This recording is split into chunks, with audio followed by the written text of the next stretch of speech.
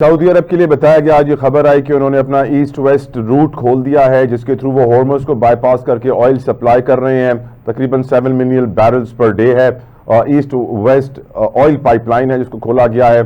साथ ही साथ हम जानते हैं ओमान ईरान के साथ टॉक्स कर रहा है ताकि उसका भी ऑयल जा सके, हम जानते हैं। लेकिन यूएई एक ऐसा कंट्री है जो कि सऊदी अरब के साथ नहीं खड़ा, ओपेक को माइनस करके बैठ गया, अपने आप को निकाल दिया ओपेक से, और हम जानते हैं बड़े पाकिस्तानी को वहां से डिपोर्ट भी किया जा रहा है। आपकी नजर में गल्फ कंट्रीज की करंट सिचुएशन, यूएई ने अलग लाइन क्यों इख्तियार की? यूएई की जो लाइन अलग इख्तियार करने की जो पीछे लॉजिक है वो ये है कि यूएई की जो प्रोडक्शन है वो इस वक्त 1.5 मिलियन बैरल्स मोर जो प्रोडक्शन है उसको यूफुली तौर के ऊपर यूटिलाइज ना कर सकें, और अराउंड 3.4 मिलियन बैरल्स और 3.5 मिलियन बैरल्स जो है वो सिर्फ उस वजह से वो प्रोड्यूस कर रहे थे।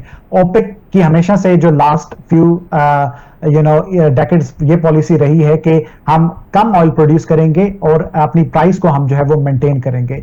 आई थिंक सो यूएई ने डिफरेंट स्टैंड लिया है ऑब्वियसली इस जंग के उसके ऊपर भी, और अपनी प्रोडक्शन के देखते हुए भी कि वो उस 1.5 मिलियन मोर जो बैरल्स है और जो फ्यूचर में उन्होंने जो उसके ऊपर इन्वेस्टमेंट करनी है उसको देखते हुए वो इससे अलहदा हुए हैं ताकि वो जो है वो ऑयल को ज्यादा सेल कर सकें। उन्होंने एक जो पाइपलाइन है वो भी क्रिएट की है जिसके अंदर वो 1.4 मिलियन बैरल को जो बगैर स्टेट ऑफ हॉर्मस के जाए जो है ना वो अपने ऑयल को थ्रू कर सकते हैं। तो आई थिंक सो जो है वो यूएई अपनी जो है वो एंटिटी की जंग इस वक्त लड़ रहा है, लेकिन Saudia is a very big partner in this region for all Gulf countries. हमेशा इन गल्फ कंट्रीज को हमेशा से सऊदीया की जरूरत रही है, तो हमें ये सिर्फ देखना पड़ेगा कि इन द फ्यूचर सऊदीया का इसके ऊपर फ्यूचर में और कितना प्रेशर पड़ता है यूएई के ऊपर। हमें पता है कि the relationship between the MBS and MBZ जो है वो इतने अच्छे नहीं रहे लास्ट 2 ईयर से, तो इन द फ्यूचर देखना पड़ेगा कि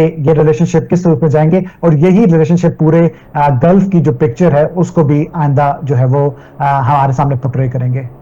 आखिरी सवाल, आज जो अमेरिका ने कश्ती बहरी जहाज ईरान का अपने कब्जे में लिया था, जो उसका क्रू कब्जे में लिया था, वो पाकिस्तान के हवाले किया है। आपकी नज़र में ये कितनी अच्छी खबर है पाकिस्तानी के लिए, पाकिस्तानियों के लिए, कि हमारा इमेज जब बढ़ेगा, हमारा ट्रस्ट डेफिसिट खत्म होगा? Your opinion?